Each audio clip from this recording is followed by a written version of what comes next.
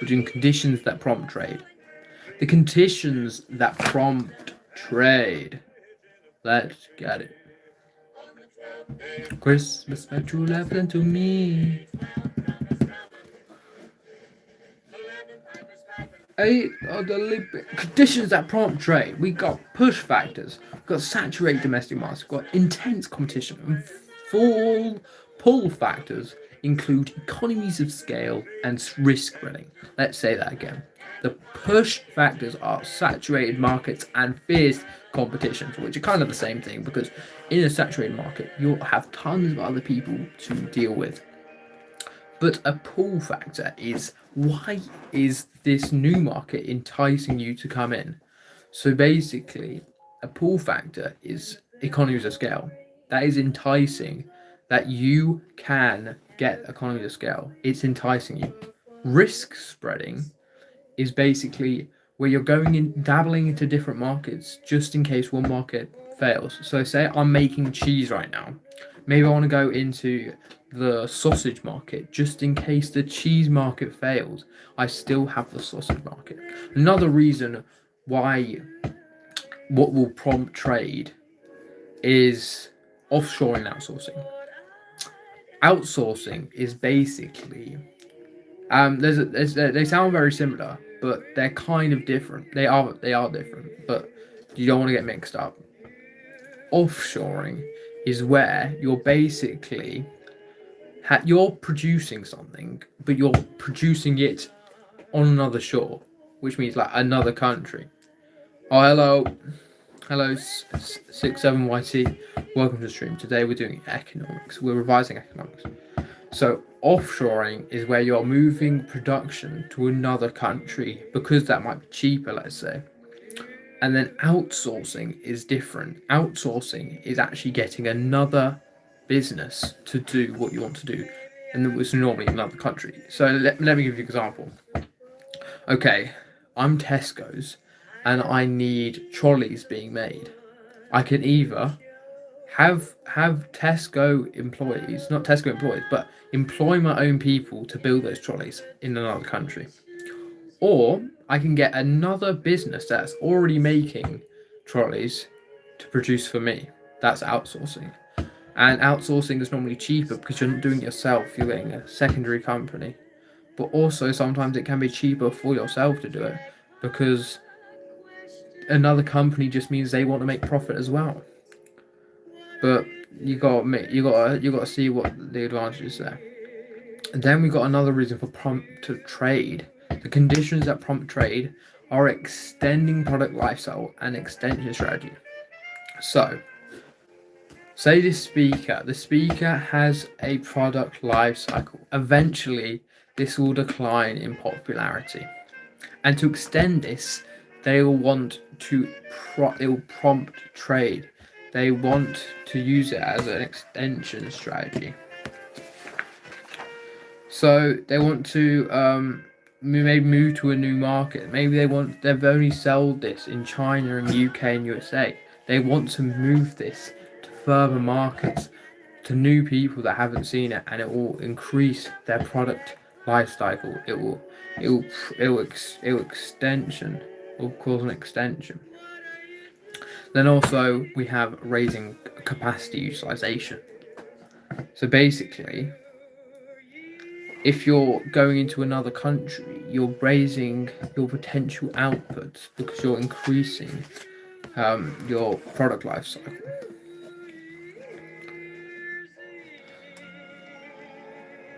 So let me pull this up. So basically, there's 5 things that prompt trade: push factors, pull factors, outsourcing, offshoring, extending product life cycle, and raising capacity utilization. Okay. Why an emerging economy be a why would an emerging economy be a push or pull factor, and why? So an emerging economy have cheap labor, cheap lots of stuff. They have cheap labor, cheap land, and I would say that would be a pull factor. That would be definitely a pull factor.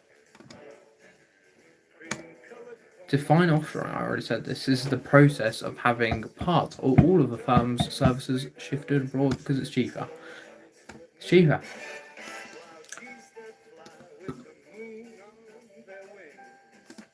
How does political stability affect the potential for a business to grow? So, political instability, that is how on a verge, or how good is the country in terms of, say, the leader. Is there potential for war? Is there potential for conflicts? And that will definitely affect demand and people buying stuff, and also your business, as it might be taken over for the use of war, or it might get bombed. Danger to the employees. And you want to be producing in a country that you know is politically secure, and not one that, say, you don't want to. A lot of people who had businesses in Russia have taken away their businesses from Russia, as there's political instability there. So you want a long-term plan, and you want to be able to make profits. And you'll probably get losses if your country that you're producing in is in a war. Red tape would be a push factor, because it's a reason why you want to leave the current market you're in and move on to another market. So, that would be a push factor. If a firm is a net importer of raw materials, how would a depreciation of their current affect the price of their goods? So, they're an importer, which means that their currency depreciating will cause the raw materials to be more expensive because their currency buys less than it used to. Thus raising the cost of production, which they will pass on to consumers in form of higher prices. So if you're importing at higher cost, that will increase your cost, which you will have to pass on to the consumers, which will cause inflation. How would government subsidies benefit a firm? So subsidies will allow you to produce more, incentivize you to increase your output and productivity. No, actually, subsidies could reduce your productivity because you're already getting subsidies, which makes you won't produce at an efficient rate because you're not worried about losing profit because you've just got this subsidy. And it also allows you to invest in your business, increase and expand, and that is part of the multiplier effect. It would lower the average costs, they say, thus improving the profit margins. So it also helps with economies of scale. Okay,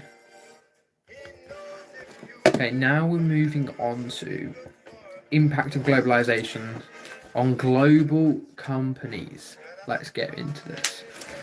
So,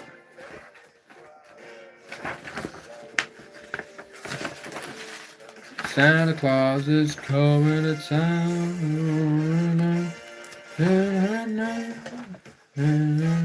Okay, we've got to do. When selling to new markets, a company needs to realise the disposable income of where they're going, the political instability, the infrastructure, the ease of doing business, and the exchange rates.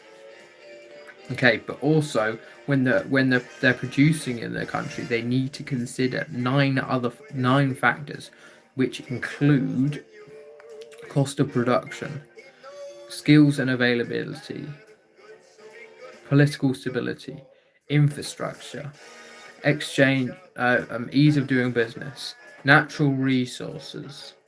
Come on, let's think of more. Return on investment, location, trading block, and government subsidies. Of course, that is the answer.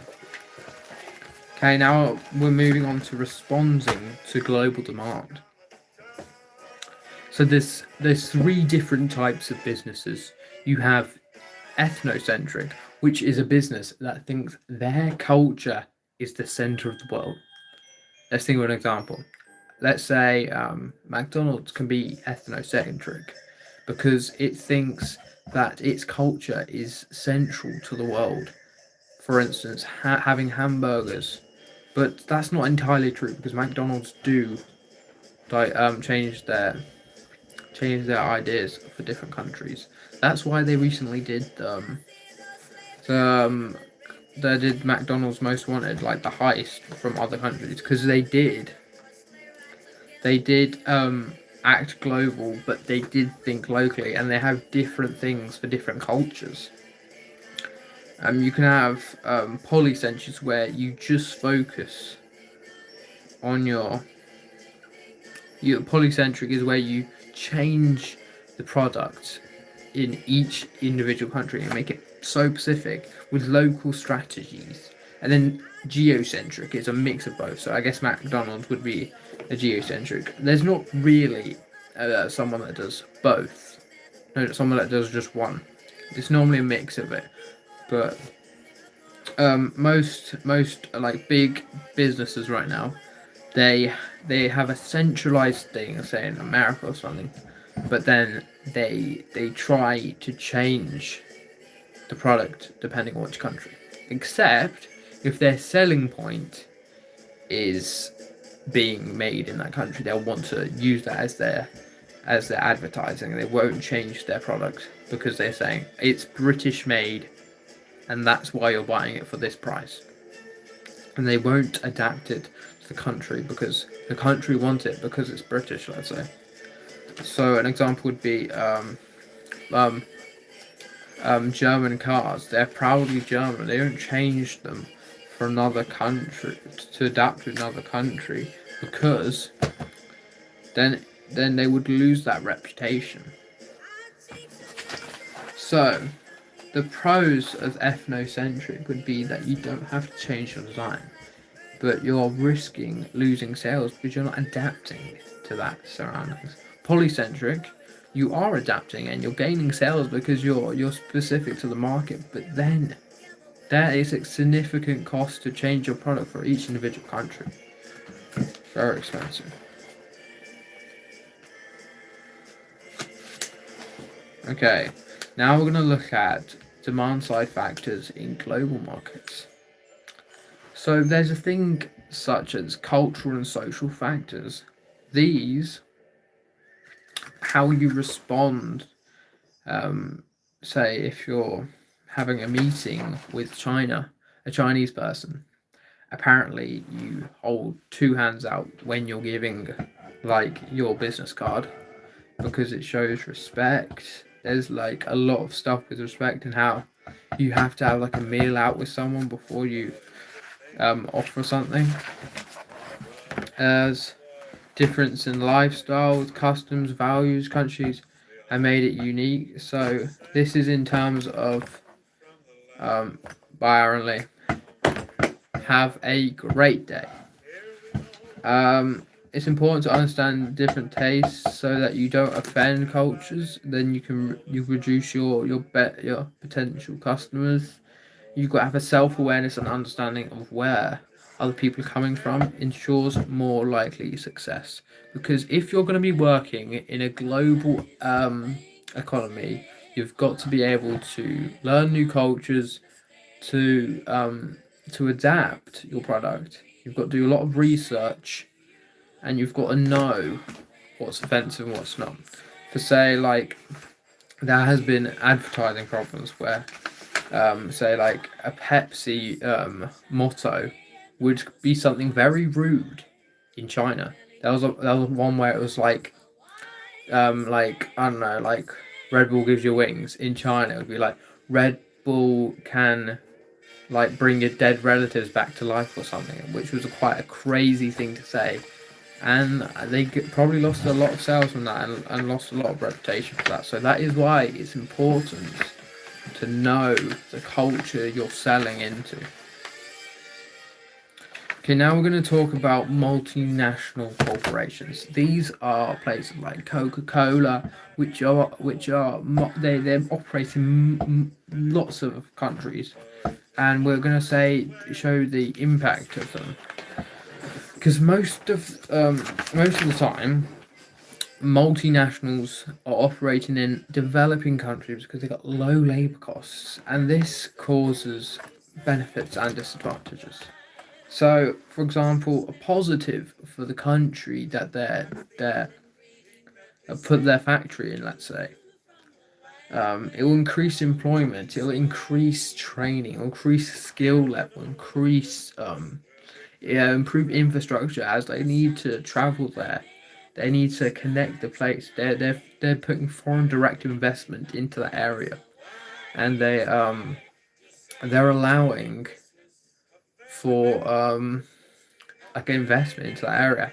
And if there's jobs, you get increased taxes, you get increased standards of living, increased consumption because they got more money now. They're going to be spending more. More businesses will operate there because they know there's lots of jobs. They're getting money, so they can spend there. So all these things a multiplier effect here, um, and they can also improve. So say like I don't know, maybe Coca-Cola have had a program where they basically say we're going to help the local economy because it's good on their reputation, good on their corporate social responsibility. And if you give skills development to the emerging economy, so China is was a host to lots of MNCs, and this allowed them to get the training and knowledge they needed. So if they made all the iPhones, they could get that in their brain. They have those skills to make iPhones, and then they could make their own iPhones and sell them. It's like how they do with cars. So that has allowed China to grow significantly because they have the skills. The skill is the difference between a developing country and an advanced economy. If you don't have the skills, you can't get the good jobs. You can't um, improve the standards of living. But the negatives of MNCs is that the high skilled jobs are often given to the country's headquarters people. So like if England had a multinational and they're planting it in India, let's say, who are they going to put in charge? They're not going to put an Indian in charge. They're going to put a British man in charge. As a result, only the low skilled jobs are given to the host country. Therefore, less skills will be given, and also those low quality jobs also can be dangerous. Saying like in Nigeria, the oil, there can be lots of damage and oil spills and fracking, and environmental disasters in the area. And we don't get to hear about it. We do sometimes, but we barely get to hear about it. And then that causes us to not understand the negative externalities of purchasing, let's say, like Shell oil. We don't know what's happening to the host country of the MNC, and also if locals, local businesses are near that area, they could be lose employees because they can't pay as much as the MNC, even though the MNC is not paying much in standards of our standards.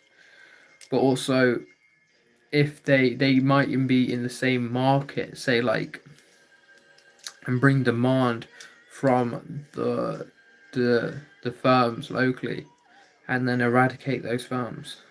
There's also a lack of union representation because there's low working conditions are very poor, and who's representing the low labour forces? There's no minimum wage, let's say. There's no help there, so there is definitely exploitation in MNCs. Okay, now we're going on to the impact of globalization on local and national economies. Okay, so